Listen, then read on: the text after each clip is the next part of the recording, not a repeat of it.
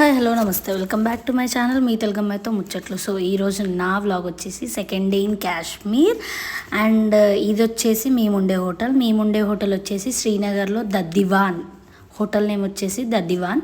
మేము ఉండేది శ్రీనగర్. అండ్ ఇదే హోటల్లో 4 nights 5 days ఉన్నాం మేము. ఒకటే హోటల్లో మొత్తం టూర్ ప్యాకేజ్ అంత ఉన్నాం. దానివల్ల మాకు ప్లస్ ఏంటి అంటే బ్యాగులు చదువుకోవడం, ఓ 2 daysకి ఒక హోటల్ అంటే బ్యాగులు చదరాలి, సెట్ చేయాలి, ఇదంతా ప్రాబ్లం ఉంటుంది. సో ఆ ప్రాబ్లం మాకు లేదు. 5 days అక్కడనే ఉండడం వల్ల మాకు తీసుకొని ఒకటేసారి పోగానే అన్నీ మా సెల్ఫ్లలో సెట్ చేసుకొని మరి వచ్చే రోజు అన్నీ సెట్ చేసుకొని రావడం ఈజీ అయిపోయింది. అలా మీరు కూడా ఒకటే దగ్గర ఉండడానికి ట్రై చేయండి.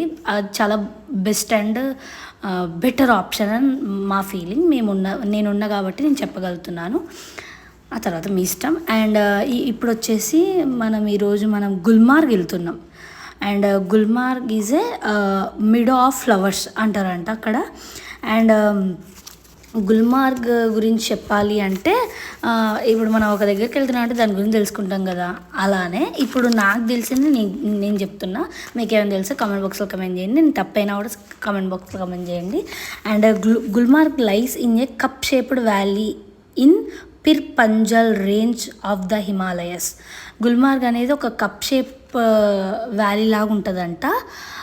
అండ్ ఇప్పుడు అది ఎట్లుంటుందంటే మనం శ్రీనగర్ నుంచి అక్కడ నుంచి శ్రీనగర్ మన హోటల్ నుంచి ఒక దగ్గర వరకు మన వెహికల్లో వెళ్తాం. అక్కడ నుంచి చిన్న వెహికల్లో షిఫ్ట్ అవుతాం సేమ్ పహల్గామ్ లాగానే.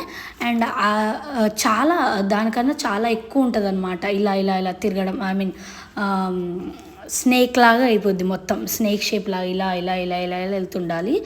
అండ్ చాలా అటు ఒక సైడ్ మంచు ఉంటుంది, ఒక సైడ్ వాటర్ ఉంటుంది, చెట్లు ఉంటాయి, చాలా కింద లోయలాగా ఉంటుంది. భయపడే వాళ్ళైతే ఆ లోయ చూడకూడదు, జస్ట్ రైడ్ని ఎంజాయ్ చేయాలి అంతే. అండ్ ఇంకోటి వచ్చేసి at an attitude of 2650 meters అంట. అండ్ 8694 feet అంట. 56 kilometers from Srinagar. And Srinagar నుంచి గుల్మార్గ్కి వెళ్ళడానికి 2 hours పడుతుంది. అండ్ ఇప్పుడు మనం గుల్మార్గ్కి వెళ్ళిన తర్వాత కింద నుంచి పైకి వెళ్ళడానికి మనకి 4 ways ఉంటుంది. ఒకటి రోప్వే, మన భాషలో ఇప్పుడు మేము పోయేది రోప్వే. ఈ రోప్వేని వాళ్ళక్కడ గండోలా రైడ్ అంటారంట. అండ్ ఇది one of the highest in the world అంట. The world famous gondola ride, cable car ride అని కూడా అంటారంట. అండ్ ఇంకోటి వచ్చేసి స్కీయింగ్, అండ్ ఇంకోటి వచ్చేసి ఏటీవీ స్నో బైక్, అండ్ ఇంకోటి వచ్చేసి sledging. So gondola ride ropeway అనేది అయితే ఇప్పుడు మేము వెళ్ళేది. అండ్ స్కీయింగ్ అనేది కింద షూస్ ఉంటుంది, ఇట్లా పొడుగు ఉండి 2 sticks ఇస్తారు, దాన్ని ఇలా ముందుకు అనుకుంటూ వెళ్ళాలి. అండ్ ఏటీవీ స్నో బైక్ అనేది నేను పైన మీకు చెప్తాను, మేము అది పైన ఎక్కినాము. అండ్ స్లెడ్జింగ్ అనేది మనం కూర్చుంటాము, ఒక తాడు ఉంటుంది, ఆ తాడుని పట్టుకొని ఒక అతను తీసుకొని వెళ్ళిపోతాడు, అది వచ్చేసి స్లెడ్జింగ్. అది కూడా మేము పైన ట్రై చేసాము. స్కీయింగ్ ఒకటి జస్ట్ ఫొటోస్ తీసుకున్నాం, మాకు చాలా భయం అనిపించింది. అండ్ ఈ గండోలా రైడ్లో మనం పైనుంచి వెళ్ళేటప్పుడు కింద మనకి ఇప్పుడు స్కీయింగ్ వాళ్ళు, స్నో బైక్ వాళ్ళు, స్లెడ్జింగ్ వాళ్ళందరూ ఒప్పిస్తారు. వాళ్ళందరితో పాటు కింద సైడ్స్ అండ్ బ్యాక్ ఫ్రంట్ మొత్తం మనకు స్నో, చెట్లు, ఇల్లులే ఉంటాయి. ఇల్లులు కూడా ఉన్నాయి అక్కడ. నేను అదే షాక్ అయినా, ఆ స్నో చెట్లల్లో అంత దాంట్లో పెద్ద పెద్ద ఇల్లులు కూడా ఉన్నాయి. అండ్ అక్కడ కామన్గా ఉండేది ఏంటంటే అన్ని ఇళ్ళకి రేకులు. అండ్ ఆ రేకులు ఎందుకు ఉంటాయంటే అక్కడ ఎక్కువ స్నో ఉంటుంది కాబట్టి స్నో పడి కరిగిపోయిన వాటర్ లాగా కిందికి వెళ్ళిపోవడానికి, అండ్ లోపల ఉన్న వాళ్ళకు కూడా కొంచెం వెచ్చదనం ఉండడం కోసం అలా పెడతారంట. అండ్ చూస్తున్నారు కదా మొత్తం ఇట్లా స్నో ట్రీస్ మనం కనుక సినిమాల వ్యూ చూపించినట్టే ఉంటుంది. కానీ ఇది నిజం, మేము తీసింది ఇది నిజం, నమ్మండి. అండ్ చాలా బాగుంది అండ్ చాలా భయం వేసింది. ఎందుకంటే ఇప్పుడు మేము వెళ్ళేది అటు కదా, అటు పక్క నుంచి వచ్చేది అటు సైడ్ నుంచి వచ్చేవాళ్ళు. అండ్ ఈ రైడ్కి ఒక టైమింగ్స్ ఉంటాయి అన్నమాట. ఈవినింగ్ 4:35 దాటితే మనకి టికెట్స్ తీసుకోరు, ఎంటర్కి అటు పైకి వెళ్ళడానికి తీసుకోరు. ఎందుకంటే చీకటి అయిపోద్ది, ఇబ్బంది అయిపోద్ది అని. అక్కడ చిన్న చిన్న షాప్స్ పెట్టుకున్న వాళ్ళే కిందికి వచ్చేస్తుంటారు ఇంకా ఆ టైంకి 5కి అట్లా. అండ్ దీనికి కూడా ఓన్ కాస్ట్ టికెట్స్ ఉంటాయి.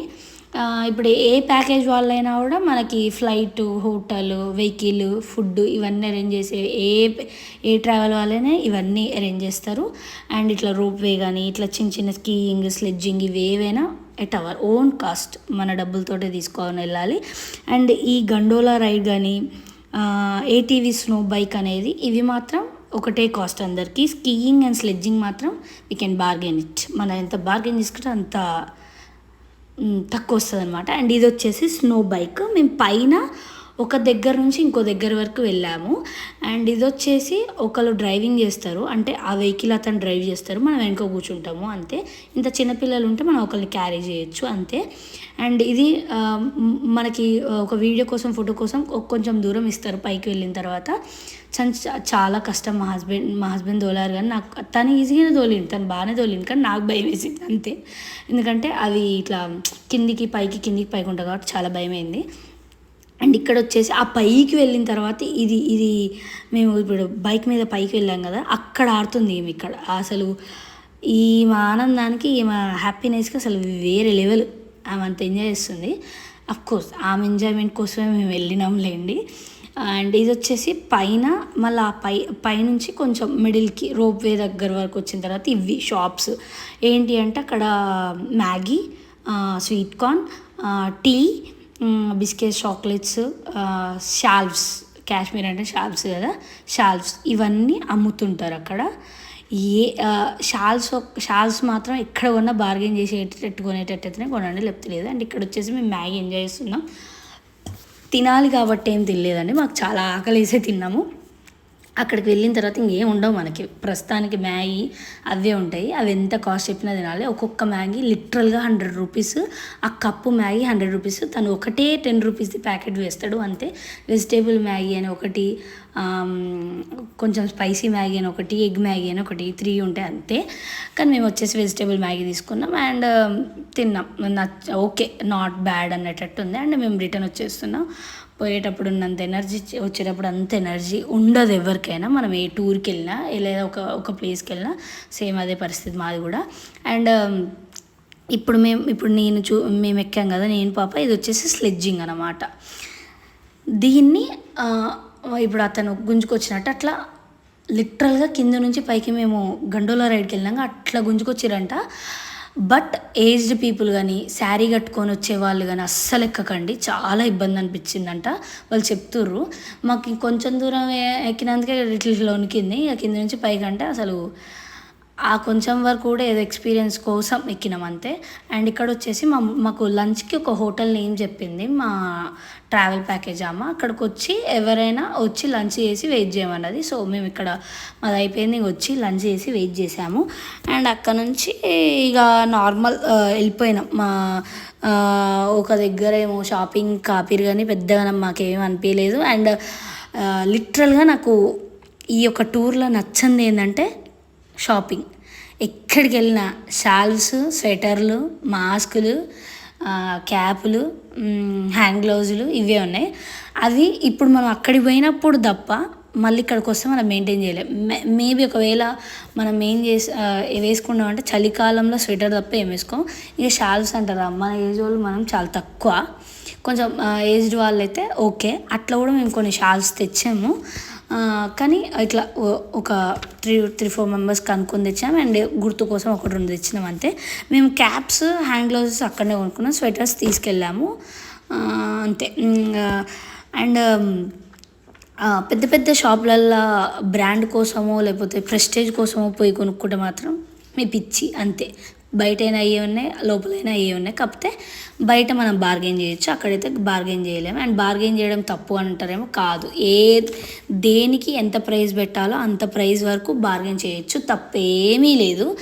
ఎంత ఉన్నోళ్ళైనా కూడా బార్గెన్ చేస్తారు. అది మీ అపోహ, ఉన్నోడు చేయడు అని, కానీ చేస్తారు. And shawls, sweaters, mufflers, hand gloves, socks ఇవేవైనా బార్గెన్ చేసే కొనుక్కోండి. ఇది నాకు ఎక్స్పీరియన్స్ అయింది, మీకు చెప్తున్నా. మీ ఇష్టం, మాకు డబ్బులు ఎక్కువనే మేము కొనుక్కుంటామంటే మీ ఇష్టం, మేమేం చేయలేము. అండ్ మీకు స్నో అంటే ఇష్టమా? నాకు కాశ్మీర్ వెళ్ళే వరకు స్నో అంటే పెద్ద తెలియదు, ఎందుకంటే మనకి ఇక్కడ అంత పడదు కాబట్టి.